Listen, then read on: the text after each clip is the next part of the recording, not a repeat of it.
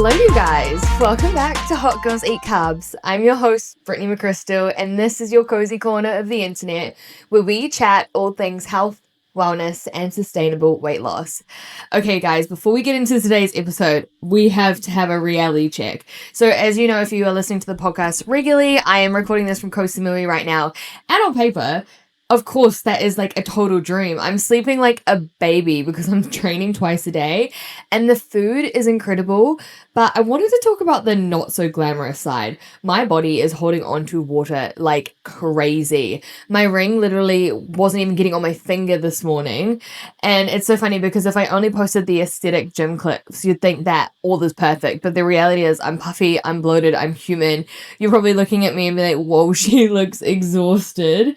And of course, I'm choosing to enjoy the movement and the food rather stressing over the scale or the tight rings or like the tiredness. It's so crazy. Like, I think today is the first day where you can't see it too badly in my eyes, but like under my eyes, I was holding so much. I don't know what it is. If anybody like knows what, like why this happens, but I was holding on to so much water under my eye and it was like almost like white. It was so crazy. But anyway, this is what happens. I actually realized like this happened when I first came back to Thailand last year for a while. And I noticed it happened to my friend Hannah because when she moved back, I also was like, whoa, Hannah, you look so tired. And I think it's maybe just like our bodies adjusting back into the life here. But anyway, I am prioritizing the experience over the look. Now, I'm actually off to Phuket this week with one of my friends from Sydney, which will be so fun. Then I'll be heading home to see Josh and to settle into winter. Oh, dare I say it? Josh has been wearing a puffer jacket back in Melbourne, and I'm so not about it. Like, it's only March. Can we please hold on to summer a little bit longer?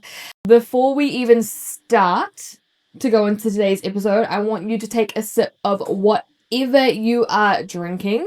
I'm going to have some coffee and I want you to adjust your posture and just breathe for a second because we are officially entering the no comparison zone. So get comfy. Okay, honestly, besties, I am coming at you today because I caught myself doing this again. You know, the scroll, the thing where you're perfectly fine, you're lying in bed, and then 30 seconds on Instagram later, you've convinced yourself that you are totally behind in life because someone you haven't talked to since high school just bought a house or has the perfect morning routine with green juice and a matching set. And it is exhausting and I'm over it. So today we are talking about how to actually stop the envy spiral and more importantly, how to stop looking at everybody else's paper so you can finally start writing your own story. We're going to get into the psychology of why we do this and how to use that jealousy as a literal GPS for your own goals and how to finally step into the version of yourself that you have been dreaming about. This isn't about being perfect, as you know. This is what this podcast is about. It's not being perfect. It is about being her. It's about the girl who is too busy loving her own life to care about what's happening on somebody else's feed. So let's get into it and let's get into the vibes and let's level up together. Okay, right. Let's talk about the comparison hangover. Let's pause and really dissect this because once I understood this, my entire brain chemistry changed. Why do we do this to ourselves? Why does seeing a girl on a yacht in Positano make us feel like our own life, which we literally liked 10 minutes ago, is suddenly trash? I always say comparison is a thief, but envy is a snitch. Think about it. Envy isn't just a random bad emotion. It's actually a whistleblower. It's your subconscious tapping you on the shoulder and snitching on what you actually want, but you aren't giving yourself the permission to have yet. If you see someone launching a successful business and you feel that in your chest, that's not because you hate them. It's not because you hate them. It's because you've had a business idea inside you that you're scared to start. Your envy is just pointing at them and saying, hey, look, that's what we're supposed to be doing. The problem is that we take that information and we use it as a weapon. We see the girl with the aesthetic morning routine, the 5 a.m. gym session, the journal, the perfectly frothy matcha. And instead of saying, I'm craving more discipline and structure, we say, I'm a lazy mess who can't get my life together. See how we just turned a helpful hint into a self-attack? We just took her highlight reel and we use it to beat ourselves up over the behind the scenes. I want you to write down or put in your notes app right now, success is not a limited resource.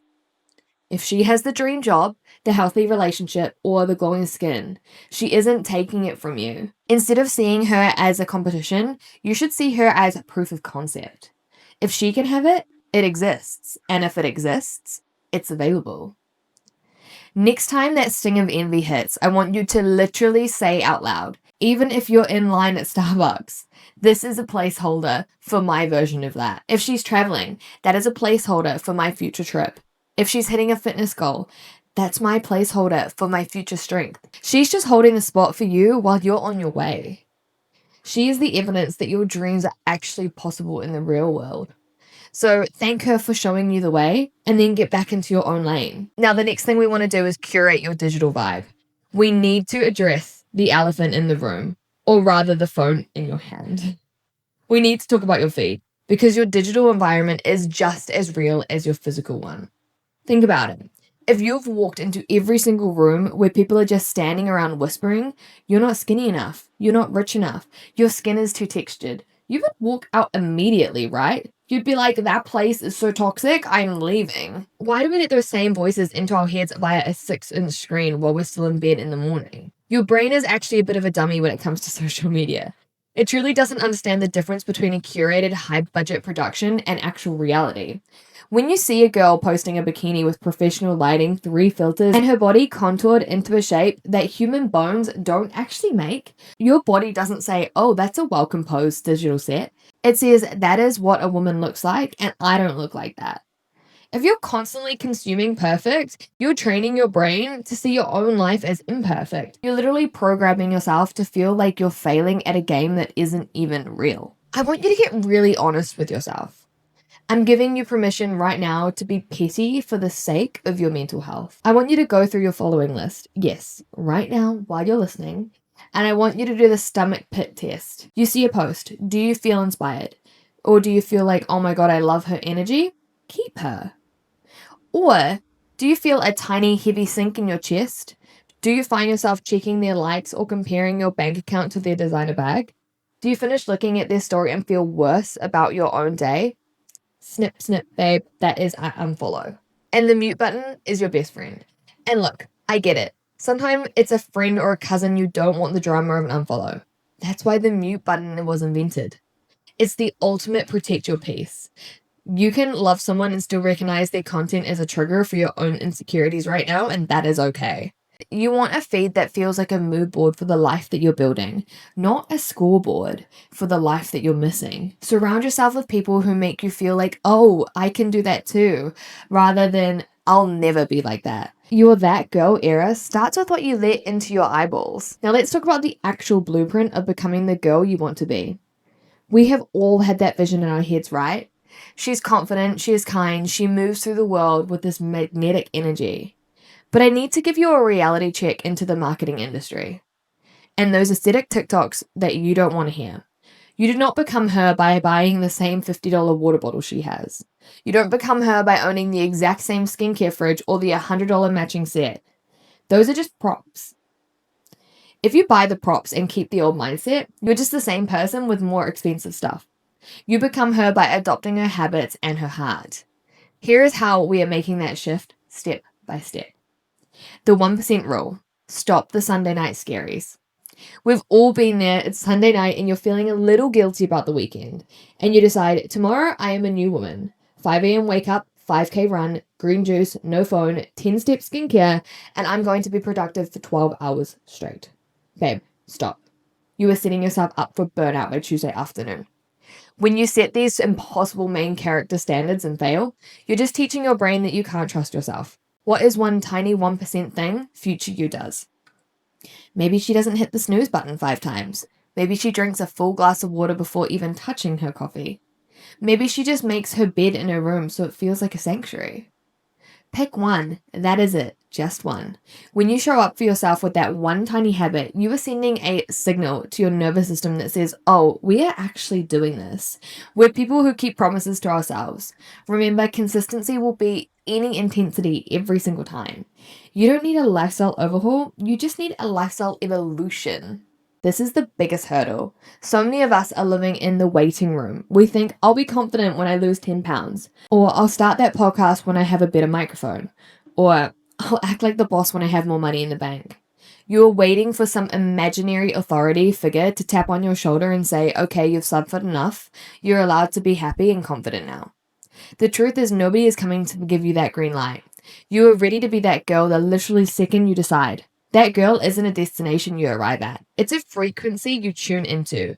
Start making decisions based on her values today. If future you wouldn't let a toxic ex-situationship drain her energy, why are you replying to that text today? If future you values her health, how does she treat her body during a workout? Stop waiting for a certificate of readiness. Stop acting the part until the part becomes your reality. We spend so much time in front of a mirror that we aren't really seeing ourselves.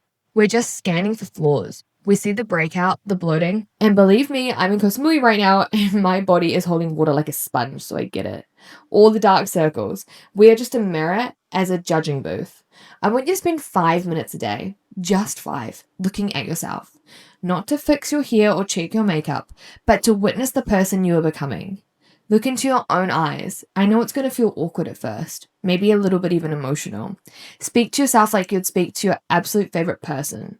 If your best friend told you she was trying to level up, you'd be her biggest hype woman. You'd be saying, look at you showing up. I see that glow. I'm so proud of you. So why are you the only person that you aren't cheering for? The future you isn't a stranger. She's just you, but with a little bit more self-love and a lot more patience. So start practicing today. Look at yourself and say, I see you, and I'm proud of you, and we're just getting started. Before you go back to your gorgeous one-of-a-kind life, we're doing a little something I like to call homework. Don't worry, there's no grading. I just want you to take a second right now, or as soon as you park the car or finish whatever you're doing, and pick one thing that you're obsessed with in your life that has absolutely nothing to do with anybody else. Maybe it's the way the sunlight hits your room at 4 p.m. Maybe it's that one pair of thick fuzzy socks that make you feel like you're walking on a cloud. Maybe it's the way that you've perfected your iced coffee ratio. Or that one playlist that makes you feel like you're in a 2000s rom-com. Find that one thing that only belongs to you. Not because it's Instagrammable and not because someone else said it was cool, just because it makes you feel like the main character. Lean into that magic today. That is where your power is, in the small, uncreative moments that nobody else gets to see. I need you to hear me when I say this. You aren't behind. You aren't late to your own life just because somebody else started their chapter 3 years ago. You aren't missing out on anything that is actually meant for you. You are exactly where you need to be to become who you're supposed to be. The plot is just getting good, babe. The season of your life isn't a waiting room. It's the training montage. You're doing the work. You're shifting the mindset. And honestly, you are killing. So that is all that I have for today's episode. Thank you for hanging out with me and letting me de-influence your brain for a little bit. If this episode helped you, please send it to a friend who's been a little hard on herself lately, and let's spread that energy together.